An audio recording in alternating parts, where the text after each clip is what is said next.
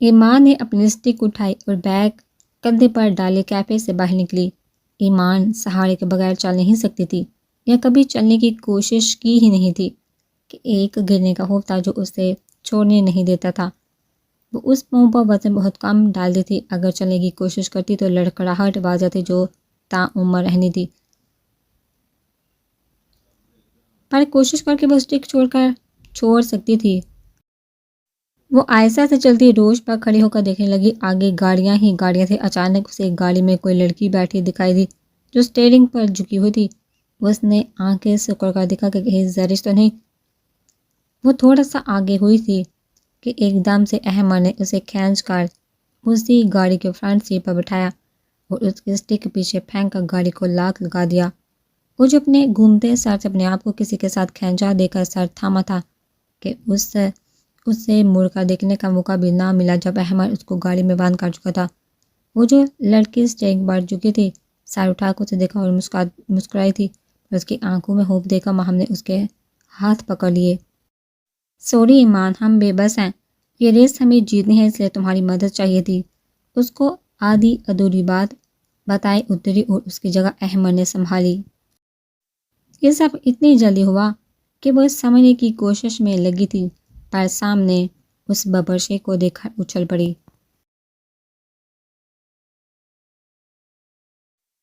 احمد نے اچٹتی نظر اس کی روئی آنکھوں پر ڈالی اور لب سکڑ کر سیٹی بچائی۔ جب ہی اس کے برابر ایک اور گاڑی آ کر کھڑی ہوئی۔ اے مولانی، سیٹ بیلٹ لگاؤ۔ کیا مطلب؟ کھولو لاک، باہر جانا ہے مجھے۔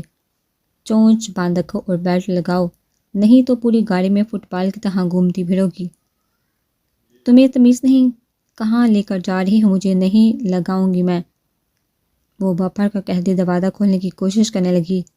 چوہیا، جب پتا میں بدتمیز ہوں تو چپ ہو کر میری بدتمیزی دیکھو۔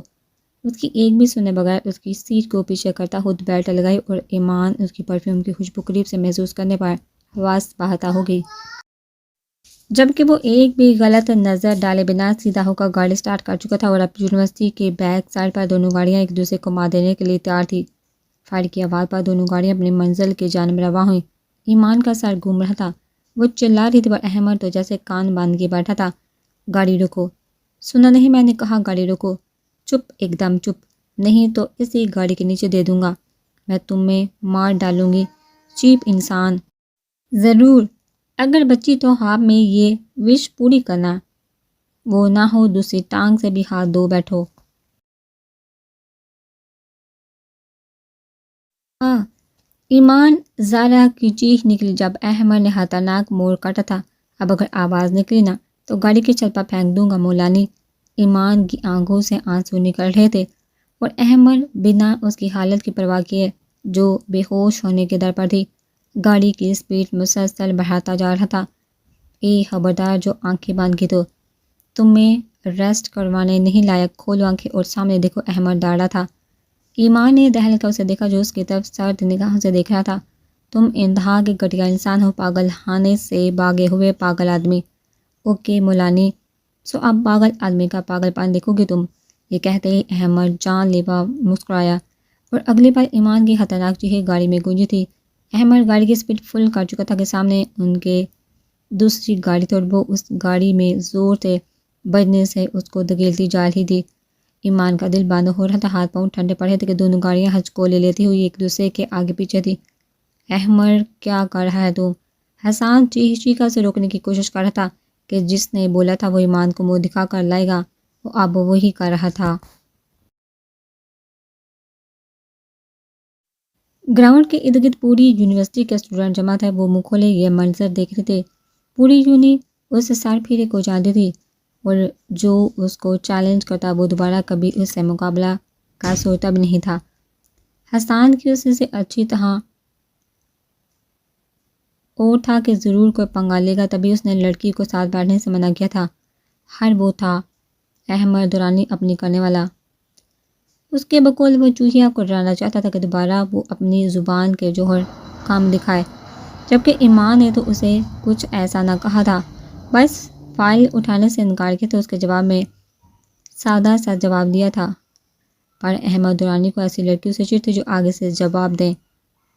احمد چہرے پر سرد مہری سجائے ایمان کی حالت سے بے پرواہ مقابل کی گاڑی کا کچومر بنا رہا تھا کہ نہ خود آگے جا رہا تھا نہ اسے جانے دے رہا تھا۔ جیسے ہی گاڑی آگے گزرتی وہ بجائے اسے آگے جانے کے اس گاڑی کو کبھی لیفٹ سائڈ سے ہٹ کرتا تو کبھی رائٹ۔ اندر بیٹھا وہ لڑکا گھبرا گیا اور پورا پسینے سے تر تھا کہ یہ پاگل شخص کیا کر رہا ہے۔ اگر ایک اور ٹکر لگتی تو وہ لڑکا رونے لگ جاتا کہ اس نے ایسا شخص اور ریسر نہیں دیکھا تھا جو بڑھنے کی بجائے مقابل کو توڑنے پر لگا تھا کہ اگلی بار وہ اس سے مقابلہ کرتے وقت 100 بار سوچے پھر بھی جواب نہ میں آئے۔ احمد نے جو کہا وہ کر دکھایا اور اس گاڑی میں بیٹھے لڑکے کو مرر سے دیکھ کر ونڈو سے باہر ہاتھ کر کے آگے آنے کا بولا تو ڈر کا وہ سپیڈ سلو کر گیا اور دیکھتے ہی دیکھتے سب اسٹوڈنٹ کو سکتے اور حیران کن حالت میں چھوڑ کر وہ اپنی منزل تک پہنچ کر ریس جیت چکا تھا۔ گاڑی کے رکنے پر ایمان نے اپنا سر اٹھایا اور سامنے دیکھا اس سائیکو کو دیکھا جو اپنے بوڑھے بال جو کہ کانوں پر پڑے ان کو ٹھیک کرتا، نچلے لب کو دانتوں میں دبائے ایمان کی اڑی رنگت دیکھی جو اس بوڑھے بلی کو دیکھا سسکتی اپنا موم سا ہاتھ اٹھا کر اس کے چہرے پر تھپڑ مار چکی تھی اور یہ لگا تھا احمد دورانی کو جھٹکا۔ وہ اپنی کالی آنکھیں جو لال ہو چکی تھی اس کی بری آنکھوں میں گاڑ کر خطرناک تیور دی اس کی سیٹ کو جھٹکا دے کر پیچھے کرتا جھکایا تھا۔ وہ مسلسل اس کی آنکھوں کو بنا پلکے جھپکائے دیکھتا اس کو بے بس کر گیا کہ احمد نے سیٹ بیلٹ کھولی اور جھٹکے سے پیچھے ہوا۔ حجامت اس کے بدلہ تو میں تم سے لے کر رہوں گا، شکر کرو کہ یہ ہاتھ جہاں اٹھا اگر سب کے سامنے اٹھا تو تم کسی کو منہ دکھانے کے لائق نہیں رہتی ہے، نکلو اب میری گاڑی سے۔ امید ہے تمہیں آج یہ ایکشن مووی دیکھ کر مزہ آیا ہوگا اور دوبارہ غلطی نہیں کرو گی۔ وہ ونڈو سے باہر اپنے گروپ کو پاس آتے دیکھتا بولا جبکہ ایمان اس بوڑھے بلے کو تھپڑ مارنے کا غم میں ہلکان ہوتی نکلنے کے پر توڑ رہی تھی۔ یہ کھل نہیں رہا کیونکہ ابھی میری بات ختم نہیں ہوئی۔ کالی بلی وہ اس کو بلیک شفون کے گھیرے دار گاؤن میں دیکھا بولا جس پر اس نے بلیک ہی سٹالر سے نقاب کیا ہوا تھا۔ اس کی سنہری آنکھیں جو کاجل سے لبریز اس کا انتہا کا پیارا بنا رہی تھی۔ ایمان کی آنکھیں پھیل گئی اس نے نام پر۔ اب میں پرنسپل صاحب سے تمہاری شکایت کروں گی، تم معصوم لڑکی کو تنگ کرتے ہو کہ وہ دوبارہ یونیورسٹی نہ آئے۔ جاؤ چوہیا شوق سے کرو، پھر اس کے بعد اور حساب کتاب نکل آئیں گے۔ پھر زبان درازی کا ٹریلر ابھی دیکھا، اب تم تھپڑ کا لکھنا اور پھر آگے جیسے کرتی جاؤ گے سزا بھی بڑھتی جائے گی، نکلو اب میری گاڑی سے۔ ایمان زارا کو شرمندگی سے محسوس ہوئی اس کی بات پر۔ ابھی وہ اس بوڑھے بلے کو چھیڑ کر اپنی شامت نہیں بلوانا چاہتی تھی، اس لیے جلدی سے اتری اور اپنی سٹک کے ساتھ چلتی گیٹ کی طرف بڑھی۔ ایمان رکو، کہاں جا رہی ہو؟ زرش تیز قدم اٹھاتی بولی مجھے تم سے بات نہیں کرنی زرش، ایمان کہتی پھوٹ پھوٹ کر رونے لگی۔ کیا ہوا، ایسے کیوں رو رہی ہو؟ یہاں کیا کر رہی ہو؟ تم تو کیفے میں بیٹھی تھی نا۔ زرش ایمان اس کے گلے لگتی مزید رونے لگی کہ وہ اس کی حالت سے بکھلا گئی۔ میری جان کیا ہوا کہ مجھے گھبراہٹ ہو رہی ہے؟ زرش اس کو پچکارتے بولی وہ اس جنگلی بھیڑیے نے مجھے ڈرا دیا زرش، پر کیسے؟ اس کے گلے لگتی سہتی سے زرش کے 10 سال باندھتے ساری بات بتا گئی۔ جسے سن کر زرش کا خون کھل اٹھا، اسے ان کے سارے پلان کی سمجھ آب لگی کہ اس کو برہان سر کا کہہ کر بھیجا، اور جب وہ کلاس میں گئی تو وہاں کوئی بھی نہ تھا۔ اچانک اسے کسی نے باہر سے دروازہ بند کر دیا اور زرش اتنی دیر تک اندر ہی جب تک احمد ریس نہیں جیتا، اور پھر کسی نے آ کر دروازہ کھول جلدی سے غائب ہو گیا۔ زرش ان کی خبر لیتی پر اسے اپنی AZ کا خیال آیا اور کیفے میں آتے وہ اسے کہیں نہیں دکھی تو وہ باہر نکلی۔ جب اسے دور سے ایمان گیٹ کی طرف جاتی دکھائی دی وہ جلدی سے اس کے پاس آئی اور آگے جو سننے کو ملا اس کا دل کیا منہ توڑ دے ان جاہلوں کا۔ اچھا تم آؤ، ہم ابھی پرنسپل کے آفس میں جاتے ہیں۔ نہیں زرش، اس نے کہا اگر میں نے کوئی شکایت لگائی تو آگے کے لیے تیار ہے نا، تم بس کر چلو۔ ایمان اس کو اپنے ساتھ کھینتی باہر لے جانے لگی۔ اچھا بیٹھو ادھر، میں اب یہی۔ وہ اس کو چھوڑتی آگ پڑی جب اسے احسان نظر آیا۔ کہاں ہے تمہارا وہ جنگلی دوست؟ ہیلو مس، تمیز سے بات کرو، تم لوگوں کو تمیز ہے؟ جو تمیز سے بات کرو، میرے دوست کا یہ حال کر دیا، ذرا شرم نہیں آئی تمہارے اس دوست کو؟ نہیں آئی کیونکہ اسے نہیں آتی شرم، تم تو دلا سکتے تھے۔ زرش نے کہا نہیں کیونکہ میں بھی شرم نہیں کرتا۔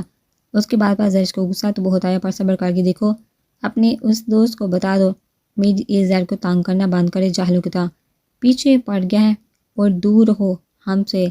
اپنی اس جنگلی گروپ کو بھی بتا دو، نہ جانے جنگل کی مخلوق یہاں کیا سیکھنے آئی ہے؟ زرش احسان کو آنکھیں دکھاتے جیسے آئی ویسے ہی چلے گی۔ پیچھے وہ ہونک بنا اس شیرنی کو دیکھ رہا جو احمد دورانی سے پنگا لیتی تھی کہ اپنی دوست کی حالت نہیں دیکھی تھی۔ احمد ریس جیت کر گاڑی سے باہر نکلا تو سب نے اسے مبارکباد دی۔ اس نے فلائنگ کس سے دور کھڑے دوسرے گروپ کے لڑکوں کو دی اور اشارہ کیا کہ اور لگانی ہے ریس، جس پر وہ کرتے ہوئے وہاں سے چلے گئے۔ اس کا گروپ کچھ تھا، بس حسان ہی اسے گورا تھا جب وہ احمد کو دیکھا منہ میں بڑبڑایا اور اسے زبردستی گولی سے نواز کا وہاں سے نکل گیا۔ احمد نے ان کو کل پارٹی دن کا کہا وہاں سے حسان کے پیچھے جب وہ گاڑی میں بیٹھ کر اس کا انتظار کر رہا تھا۔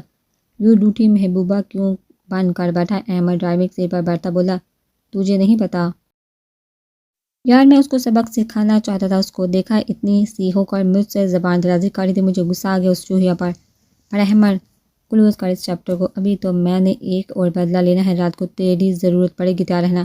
وہ اس کو چپ کروا کر میوزک لگا کر گاڑی کے شیشے بند کر کے وہاں سے گاڑی جہاز کی طرح نکال کر لے گیا۔ گاڑی پہنچ کر ایمان سیدھا اپنے کمرے میں چلی گئی۔ اس کی حالت کے پیش نظر زرش بھی ادھر ہی رک گئی۔ اسے کیا ہوا؟ سجل نے زرش سے ملتے پوچھا۔ کچھ نہیں، آپ ہی بس تھوڑی سی طبیعت خراب ہے۔ اچھا چلو آرام کر لیں کچھ دیر، پھر میں پتہ کرتی ہوں، سجل نے کہا۔ آپ ہی شہزادہ کہاں ہے آپ کا؟ سو رہا ہے، تم بھی جا کر آرام کر لو، میں لنچ لگاتی ہوں، سجل مصروف سے انداز میں بولی۔ رہنے دے، دل نہیں ہے، میں چلتی ہوں۔ ارے پر نو آپ ہی، بائے۔ زرش ایک بھی سنے بغیر باہر نکل گئی۔ وہ جیسے ہی باہر نکلی ایک گاڑی جو ان کے طاقت میں تھے زرش کو نکلتے دیکھا اندازہ ہو گیا کہ یہ گاڑی ایمان کا ہے اور وہ اچھے سے جائزہ بھی لے چکا تھا۔ کیا چل رہا ہے تیرے دماغ میں؟ حسان کو کچھ غلط ہونے کا احساس ہوا۔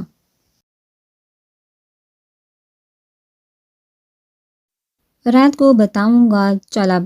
لگتا ہے میرے باپ نے پھر کوئی ایموشنل یا ایکشن فلم دیکھ لیا کہ اب نئی طریقے سے کیسے روکنا ہے اپنے بیٹے کو۔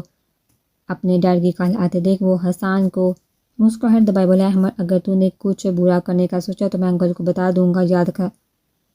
سن لیا تیرا صدا کا بھاشن ایک دم بیکار ہے، کوئی نیا سوچ، میرے ڈیڈ سے ہی کچھ سیکھ، روز نیا طریقہ ہوتا ہے دھمکی دینے کا۔ احمد گاڑی کے سپیڈ بڑھاتا ہوا بولا۔ حسان صرف گھور کر رہ گیا۔ احمد کے پاس گاڑی ہو اور سلو ہو ناممکن۔ High dead. احمد ہاتھ کی انگلی میں گاڑی کی چابی گھماتے اپنے باپ کے سامنے بیٹھا دیکھا بولا، دب سے صوفے پر گرنے کے انداز میں بیٹھا۔ وعلیکم السلام بیٹا جی۔ وجاہت دورانی نے احمد کو شرم دلانا چاہی پر وہ مسکرا کر صوفے پر باہیں پھیلا کر بیٹھ گیا۔ ڈیڈ کیا سوچا پھر؟ احمد وجاہت صاحب کو تانگ کرتے بولا۔ کچھ نہیں، بس تم جا کر دکھاؤ، تمہاری ٹانگیں توڑ دوں گا میں، پاکستان سے باہر تو تم میری اجازت کے بغیر جا نہیں سکتے۔ وہ سن کر برہم ہوئے۔ غفور چچا پانی لے آؤ، لگتا ہے آج انہوں نے گبر والی مووی دیکھ لی ہے۔ احمد وجاہت صاحب کو جواب دینے کے بجائے ملازم سے گویا ہوا۔ احمد کب سدھرو گے تم؟ جب آپ کہیں گے ڈیڈ۔ اتنے دنوں سے میں کیا فارسی بول رہا ہوں؟ وجاہت صاحب اپنے سپوت کو دیکھ کر بولے جو لاپرواہ سا نظر لگ جانے کی حد تک پیارا لگ رہا تھا۔ میرے سامنے اور پڈی کے سامنے تو اردو بولتے، کیا پتہ اپنی بیگم سے فارسی میں بولتے ہو۔ میرے سامنے ڈرامے مت کرو، باپ ہوں تمہارا۔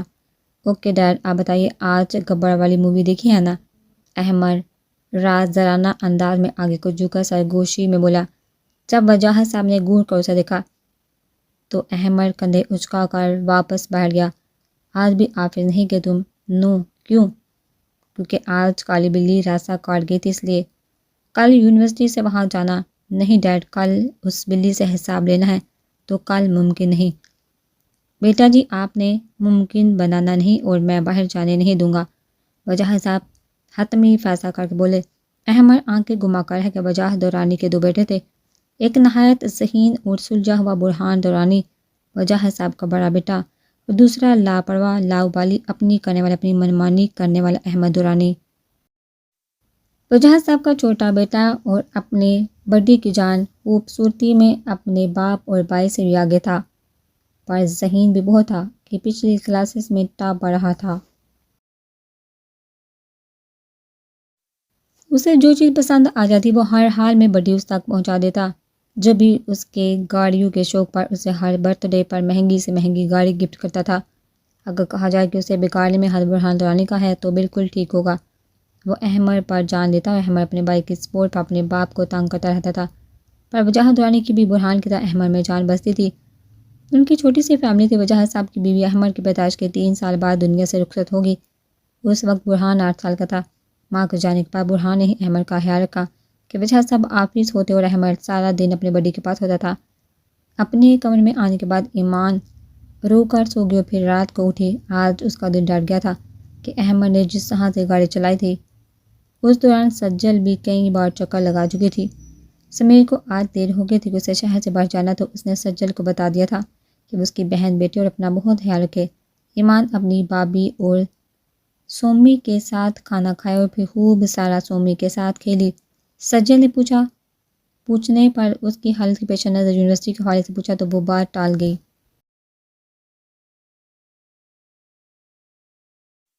وہ پڑھائی کا کہہ سومی کے گھر پر بوسہ دیتی اپنے کمرے میں آئی۔ اس نے سادہ سا اورنج رنگ کا سوٹ ساتھ شفون کے دوپٹے کا حجاب بنا رکھا تھا تو اس کی گوری رنگت پر انتہا کا پیارا لگ رہا تھا۔ گوری رنگت سنہری آنکھیں، ان پر مڑی ہوئی لمبی گھنی پلکیں، چھوٹی سی دکھی ناک جس میں وائٹ گولڈ کی نوز پن پہنے، کٹاؤ دار باریک لب، بڑے گال اور تھوڑی پڑتا ڈمپل۔ ایمان بہت خوبصورت تھی اور اب سومی بھی اپنی پھوپھو جانی پر گیا تھا۔ ایمان دروازہ کھول کر اندر نظر سامنے پڑی جہاں کوئی دروازے کی طرف پیٹھ کیے کمرے کے وسط میں کھڑا تھا کہ ایمان گھبرا کر جلدی سے نقاب لگاتی کانپتی آواز میں بولی، کون ہو تم؟ تمہارا دشمن مولانی احمد پلٹ کر بولا، تم یہاں کیسے؟ ایمان اس کو اپنے کمرے میں دیکھا حیران پریشان تھی کہ وہ کس طرح اس کے کمرے میں پہنچ آیا۔ کوئی غیر محرم اس کے کمرے میں رات کو تھا۔ ایمان کا دل بند ہونے کے در پہ تھا جو اب آرام سے صوفے پر بیٹھ چکا تھا۔ اس کی موجودگی پر ایمان بوکھلا ہی تو گئی تھی کہ کس طرح کا پاگل آدمی تھا۔ وہ آج کے دن کو کوستی تھی کہ اس شخص کے متھے لگی تھی۔ تو میرے گھر سے ابھی کے ابھی میں بھائی کو بلاتی ہوں، تم گھٹیا انسان ادھر تک پہنچے، شرم نہیں آتی لڑکی کے کمرے میں آتے ہوئے؟ اس کو اپنے بھائی کے نام سے ڈرانا چاہتی تھی جو گھر پر موجود نہ تھا، اور یہی بات ایمان کو کھائی جا رہی تھی کہ اس کے بھائی کیا سمجھیں گے۔ پر مقابل احمد درانی تھا جو ڈرنے نہیں بلکہ ڈرانا جانتا تھا۔ یہ چونچ باندھ کر اپنی، اسی وجہ سے آج میں تمہارے گھر، تمہارے کمرے اور تمہارے صوفے پر آرام سے بیٹھا ہوں۔ وجہ تمہاری یہ چونچ ہے جو تمہیں مشکل میں ڈال رہی ہے۔ آخر مسئلہ کیا ہے؟ کیوں میرے پیچھے پڑی ہو؟ ایمان دائیں ہاتھ سے نقاب پکڑے کھڑی اس کو دیکھا بولی جس کی نظریں اس کے کمرے کا طواف کر رہی تھی، دیکھو حجابن، میرا مطلب نقابن۔ غلطی تمہاری اس نقاب کے پیچھے چھپی چونچ کی ہے، ابھی سب سے بڑی غلطی تمہارے اس ہاتھ کی ہے کہ یہ احمد درانی پر اٹھا۔ تم نے مجھے تھپڑ مارا، اسی طرح سوری بولو، تم نے مجھے تھپڑ مارا، میرے سوا کوئی نہیں چاہتا۔ اگر تم نے مجھے سوری نہ بولا تو میں تمہارا جو حال کروں گا سوچ کر مولانی، تمہارے یہ تھپڑ مجھے بدلے کی آگ میں یہاں تک لے آئے، سوچو اور کہاں تک لے جائے گا۔ احمد برفیلی تاثرات دیتے بولا کہ ایمان کام گئی۔ ساری یونیورسٹی کے سامنے تم معافی مانگو کہ اگر ایسا نہ کیا تو پھر آگے کے لیے تیار رہنا۔ ایمان نے ہاں میں سر ہلایا، وہ کسی طرح اس کو یہاں سے نکالنا چاہتی تھی۔ گھٹ چوہے، اب ایک بار تم ابھی معافی مانگو، باقی کل کے لیے، کیونکہ آج رات مجھے نیند بالکل نہیں آئے گی اور جب میں جاگوں گا تو میرا دماغ جاگے گا اور پھر میرا دماغ جا کر جو پلان بنائے گا وہ تمہارے لیے بالکل ٹھیک نہیں ہوگا۔ دیکھو تم ابھی جاؤ میرے کمرے سے، میں ہاتھ جوڑتی ہوں۔ ایمان بیٹا۔ پتن باہر سے ایمان کے کمرے کا دروازہ بجا اور اسی لمحے ایمان گھبرا کر اور آگے کا سوچ کر بالکل ساکت ہو گئی تھی۔